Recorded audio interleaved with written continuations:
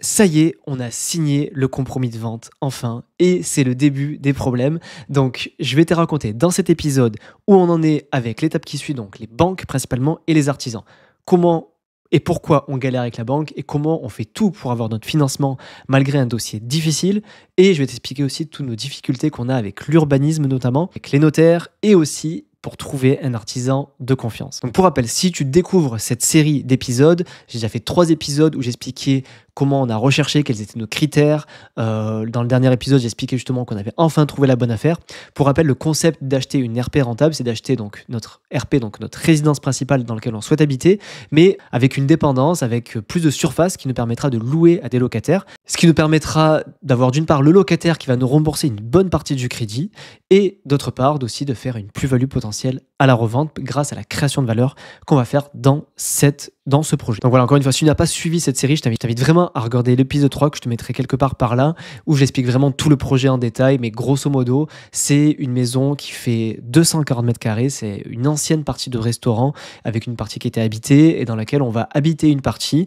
En gros, on va réhabiliter la partie qui était l'ancienne cuisine, l'ancienne chambre froide et l'ancienne zone de stockage des cuves à fuel. Et on va découper la maison de manière transversale pour avoir, on va dire, éviter d'avoir une mitoyenneté entre haut et bas, entre locataire et propriétaire, parce que c'est quand même pas très agréable. Et on va avoir une mitoyenneté uniquement de manière transversale avec un mur qui sera bien sûr très épais, porteur et isolé pour éviter toute nuisance sonore et un accès séparé. Et voilà, grosso modo, aujourd'hui, on a signé le compromis donc le 6 novembre et aujourd'hui, on se bat avec les banques. Alors, j'avais déjà anticipé beaucoup les banques parce que je savais que ça allait être le sujet délicat parce que voilà, moi, je suis à mon compte. Ça fait que 2 ans que je me suis lancé, donc j'ai eu, on va dire, un premier bilan qui était un peu faible.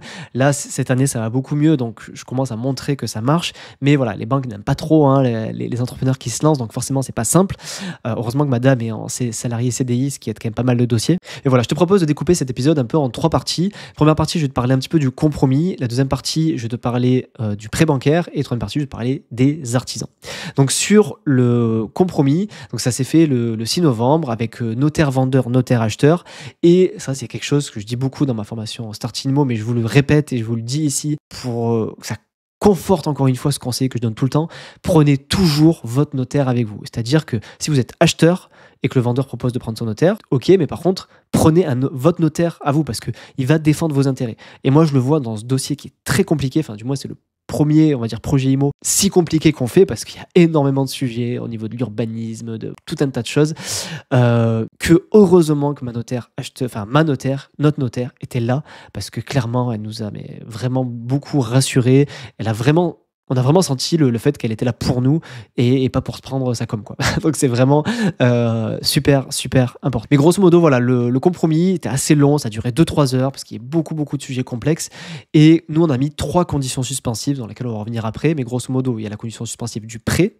Le deuxième sujet, qui était un sujet très important, c'était à quelle destination était faite le bien. Parce qu'en fait, vu que c'était un ancien restaurant, c'était un mix entre commercial et habitation et c'était une galère pas possible de retrouver les papiers pour savoir quel était l'usage en fait de ce bien.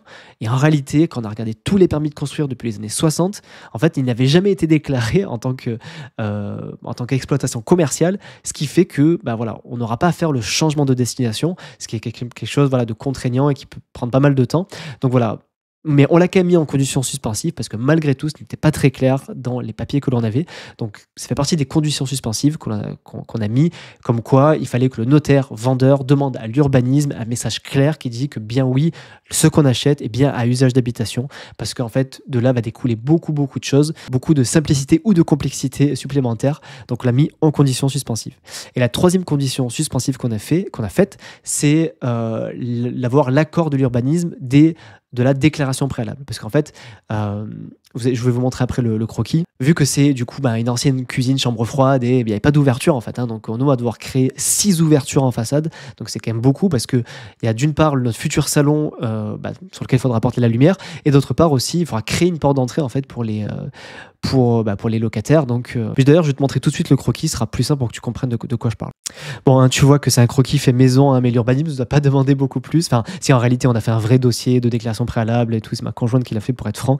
Elle a fait un super truc et tout, avec vraiment des belles photos et tout. Là, moi, pour le notaire, on est un peu dans l'urgence, on a besoin de montrer rapidement où c'était. Donc, voilà, pour situer, en gros ici, là où vous voyez ma souris en bas, c'est le restaurant. Alors désolé pour ceux qui sont en podcast, qui j'essaie de décrire au mieux. En bas, donc du coup, il y avait la partie restaurant. Nous, on achète voilà toute cette partie-là qui est au-dessus. Et en fait, là où je passe ma souris, là, c'est ici qu'il y aura le mur qui va séparer la résidence principale de la location. Donc la partie à gauche où il y a marqué cheminée à supprimer, ce sera la partie location. Donc il fait 80 mètres carrés parce que c'est sur 2 étages. Et à droite, il y aura à peu près 160 mètres carrés qui est notre partie à nous. Et vous voyez, tout à droite, les 2 grands rectangles, ce sera les 2 baies vitrées qu'on fera qui donneront sur la salle à manger et le salon et qui sera ici notre terrasse jardin et ici une porte d'entrée. Ici, on va créer une porte de service, donc au niveau du garage, au niveau de la délimitation entre les 2 maisons. Et ici, bon, on a mis 2 choses, mais en réalité, il n'y aura qu'une grande baie vitrée ici, qui sera l'entrée des locataires, qui sera ici. Et il y a un énorme gros sujet aussi, je profite d'être sur le croquis pour vous parler de nos galères. Et ça, c'était une stupidité de notre part, mais on le regrette à un point inimaginable. C'est qu'en fait, vous voyez qu'ici, il y a la limitation de propriété. Vous voyez, ce qui fait qu'en fait, on ne peut pas accéder d'ici à ici. Et ici, ce sera le futur salon des locataires. Et en fait, ici, on est chez les voisins. Et nous, on avait on s'est pris tellement le chou avec tous les autres sujets sur les murs porteurs, les ouvertures. Enfin, voilà, c'est quand même un projet de 240 mètres carrés, donc forcément, on avait la tête ailleurs. Et on n'a pas forcément pris le temps de se pencher sur la question d'ici. Et ce que le propriétaire nous avait dit, ici, on va condamner la fenêtre, comme ça, il ne peut pas sortir, dans le jardin. On s'est dit oui, ok, pas de souci. En fait, on s'est rendu compte que c'était stupide de ne pas avoir négocié, parce que si ici, on avait gratté ce petit bout de propriété et qu'on aurait gratté ici avec le géomètre, on aurait gardé ça pour nous, le locataire ici, il aurait eu sa terrasse exposée plein sud, il n'y aurait pas eu de vis-à-vis, on aurait eu une revalorisation du bien énorme. Donc on a énormément regretté, on a essayé de négocier avec les propriétaires par la suite et ils ont été ultra fermés à l'idée.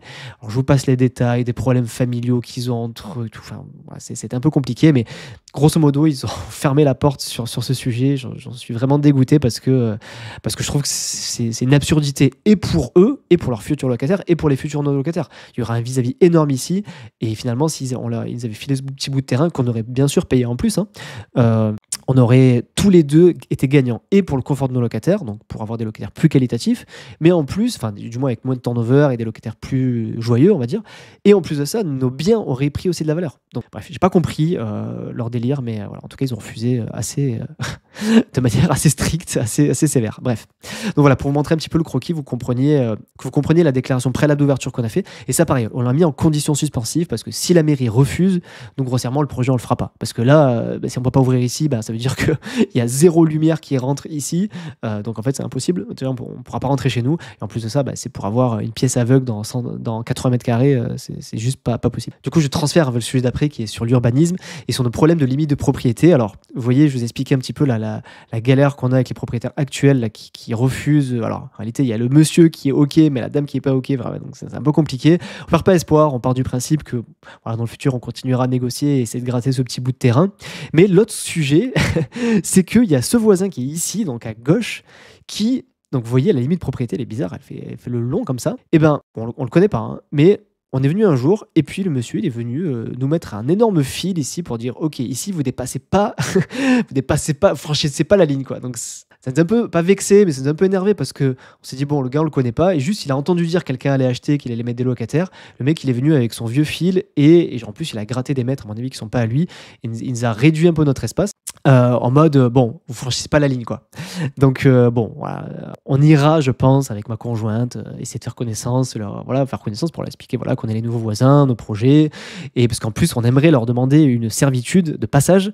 Donc, c'est mal parti, vu que le mec, vu la réaction qu'a priori il a eu. Mais voilà, d'après les échos qu'on a eu des anciens propriétaires, ils avaient refusé la servitude de passage qui faisait de passer ici. Donc, ils nous ont fait comprendre que ça allait être compliqué qu'ils nous acceptent la servitude pour l'entrée des locataires, mais on a un plan B. Au pire, on cassera un bout de mur, on devra casser un bout de restant pour les faire accéder. Bon, ce sera pas l'idéal, mais je pense que ce serait dans l'intérêt de tout le monde qui nous accède à la servitude, surtout qu'il n'y a aucun vis-à-vis pour eux. Leur maison, elle est genre à 500 mètres plus loin, mais bref. Donc ça fait partie des choses qu'on doit négocier, des choses qu'on n'avait pas prévues et qui compliquent forcément tout le projet parce que en plus, voilà, c'est des problèmes de limite de propriété, de voisinage, on va dire des problèmes humains qu'on va devoir gérer. C'est pas le plus grave, mais voilà, c'est les sujets qu'on a en ce moment qu'on n'a pas prévu. Donc voilà pour la partie, on va dire, urbanisme, voisinage, limitation de propriété, tous les petits problèmes qu'on n'avait vraiment pas prévus, mais qu'on a en cours de négoce et en train de discuter. Si j'ai une leçon à retenir finalement de me dire des soucis qu'on a en ce moment par rapport aux délimitations de propriété, et je pense notamment à ce que je vous ai montré, expliqué sur la partie côté sud qui crée le vis-à-vis, en fait, je pense que s'il y a bien une chose que je regrette, c'est vraiment d'avoir mis ça de côté, d'avoir priorisé, on va dire, les devis de nos travaux pour savoir quel était le budget de nos travaux, plutôt que la partie délimitation de propriété. Parce qu'en fait, les travaux, alors oui, ça coûte des sous, machin et tout, mais c'est toujours des choses négociables, arrangeables, on peut toujours s'arranger par la suite, on peut toujours le voir après. Par contre, tout ce qui est délimitation de propriété, avant le compromis, ben, c'est très compliqué de changer. Donc, à refaire, j'accorderai énormément plus d'importance à ce sujet de délimitation de propriété, de vis-à-vis potentiel, que nous, on a balayé d'un revers de main en disant oui, vous avez raison, on verra plus tard. En réalité, voilà, à refaire, en tout cas, je prendrai beaucoup, beaucoup plus d'importance à ce point-là que voilà, aux devis travaux qui m'obsédaient, en fait, parce que en fait, c'est quand même, voilà, 150 000 de travaux, c'est quand même beaucoup. Donc, on était obsédés par ça, mais avec le recul, je me dis que on arrive toujours à trouver des solutions en mettant un peu la main à la pâte, en prenant plus de temps et tout pour les travaux, alors que la partie délimitation de propriété, c'est beaucoup plus difficile à négocier, ça coûte beaucoup plus cher, c'est beaucoup plus de démarches, il y a de la négociation qui entre en compte et c'est assez compliqué. Bref, passons au sujet principal qui est la banque, la raison pour laquelle on galère. Donc, on a consulté notre banque traditionnelle depuis toujours. Alors, je vais éviter de citer des noms de banques pour éviter d'avoir, voilà, de critiquer des noms et d'avoir des problèmes. Mais ma banque de toujours m'a balayé d'un revers de main notre projet. Alors, j'étais vraiment énervé et déçu, mais bref. Passons, je pars du principe que voilà, tant pis pour eux, ça fait 40 ans qu'on est chez eux, ils nous perdront comme clients et c'est dommage de ne pas nous avoir suivis, je pense, parce qu'ils nous ont suivis sur les 3 premiers projets en plus. Et du coup, on a sollicité 2 autres banques. Alors, et c'est là où je trouve que le réseau joue vraiment bien. Une banque, grâce à un abonné que je remercie, qui s'appelle Thomas, qui m'a donné le contact d'une conseillère qui est vraiment en top, qui l'a suivi sur un projet similaire au mien. Donc je le remercie vraiment. D'ailleurs, c'est vraiment cool du coup d'avoir cette communauté parce qu'on se partage quand même des très bons plans. Et du coup, c'est avec elle où c'est le plus avancé. Et on a une autre banque, pareil, je suis dans un groupe d'investisseurs aux alentours d'Avignon et quelqu'un m'a donné le contact d'une conseillère au top. Et pour l'instant, je suis vraiment sur ces deux dossiers-là. Et grosso modo, ce qu'on négocie, nous, principalement, c'est d'avoir un différé total, idéalement. Donc, c'est-à-dire ne payer ni intérêt ni capital durant la durée des travaux, donc pendant 2 ans idéalement.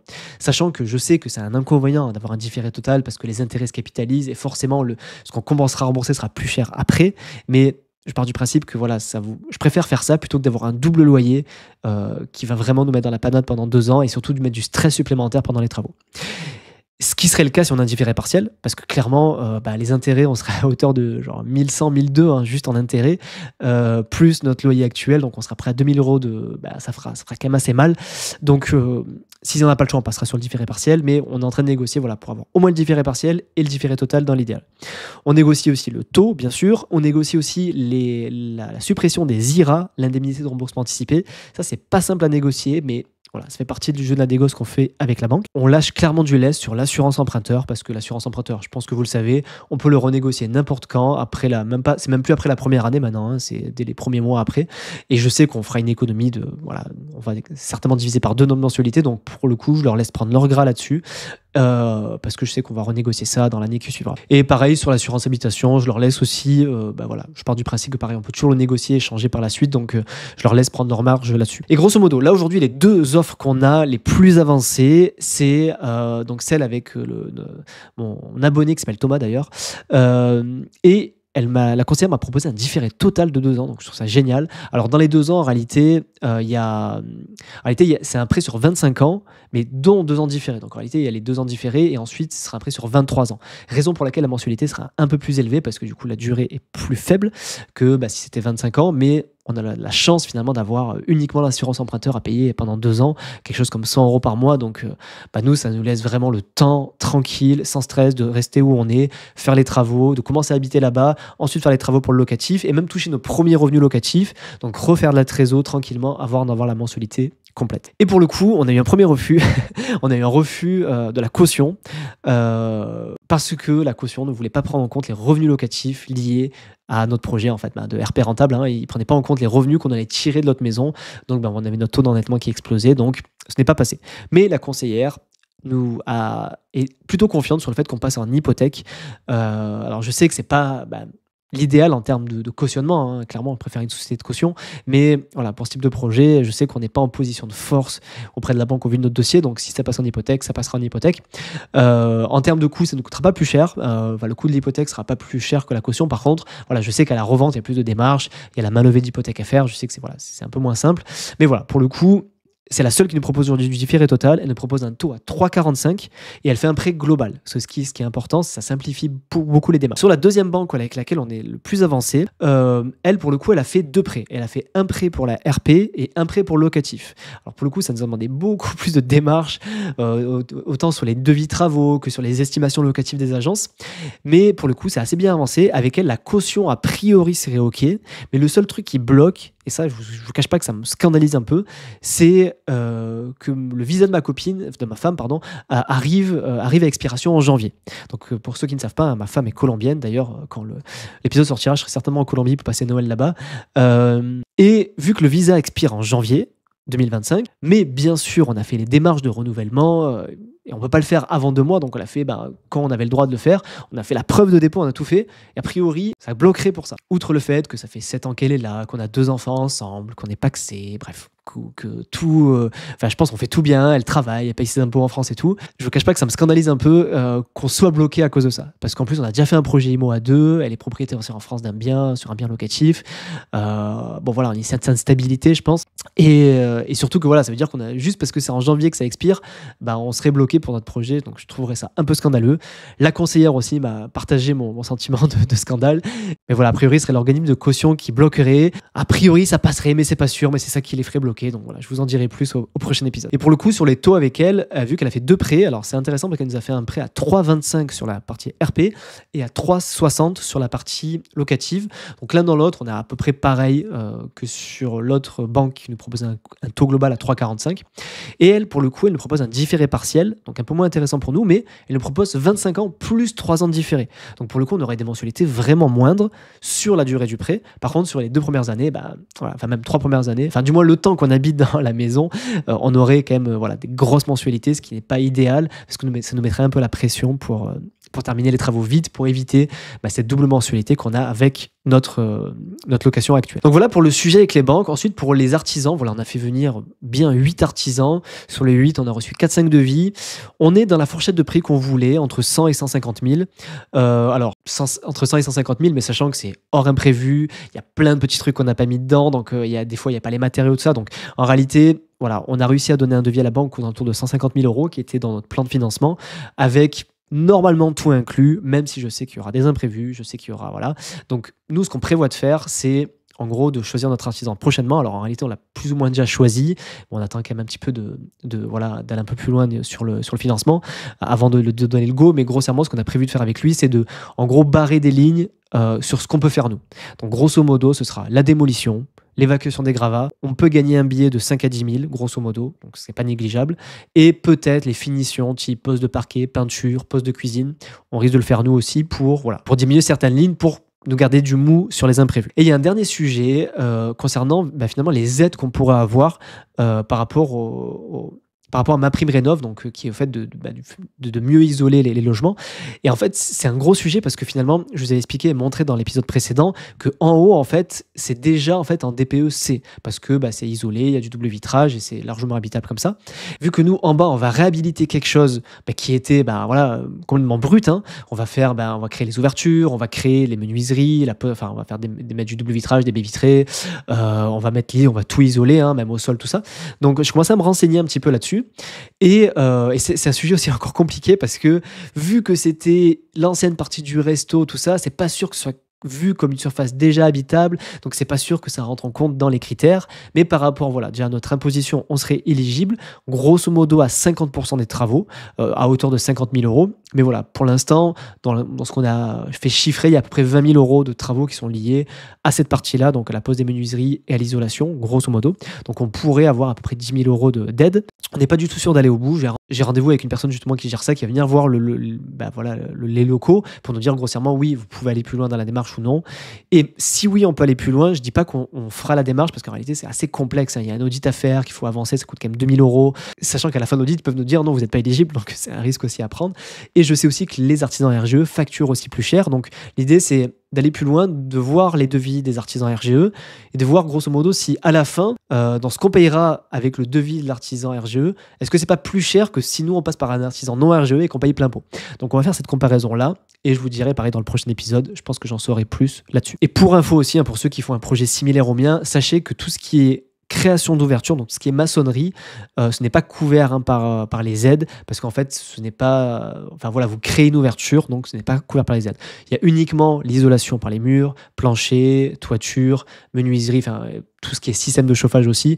Après, je vais pas tout lister hein, parce qu'il y en a un paquet, mais voilà. J'avais l'espoir que la création d'ouverture, qui coûte quand même très cher hein, dans notre devis, soit couvert, mais ça ne l'est pas. Voilà grossièrement là où on en est pour notre projet de j'achète une RP rentable.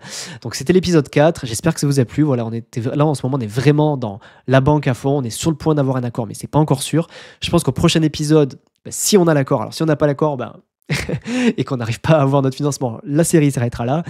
Si on a l'accord, la série va continuer. Et là, je vous détaillerai certainement plus les avancées concernant l'urbanisme, concernant aussi les travaux, concernant aussi les aides par rapport aux artisans RGE, tout ça. Je détaillerai, je pense, plus ça dans le prochain épisode. Sur ce, j'en profite aussi pour te dire que vous êtes la moitié à peu près à regarder mes vidéos et ne pas vous abonner. Donc, je ne comprends pas. Ça vous prend 3 secondes, et juste à cliquer sur abonner, activer la cloche des notifs pour être prévenu des prochains épisodes. Donc voilà, je vous invite vraiment à faire ça. Si l'épisode vous a plu, si mon contenu vous plaît, ça vous engage en rien de cliquer juste sur s'abonner. Donc si tu ne l'as pas fait, je t'invite à le faire et je t'en remercie. Alors je parle principalement aux gens de YouTube, mais aussi à ceux qui m'écoutent en podcast. Ça ne vous coûte rien de vous abonner pour recevoir les infos concernant les derniers épisodes sortis. Voilà, sur ce, je vous souhaite une très bonne journée, soirée, où que vous soyez, et je vous dis à la prochaine pour un nouvel épisode.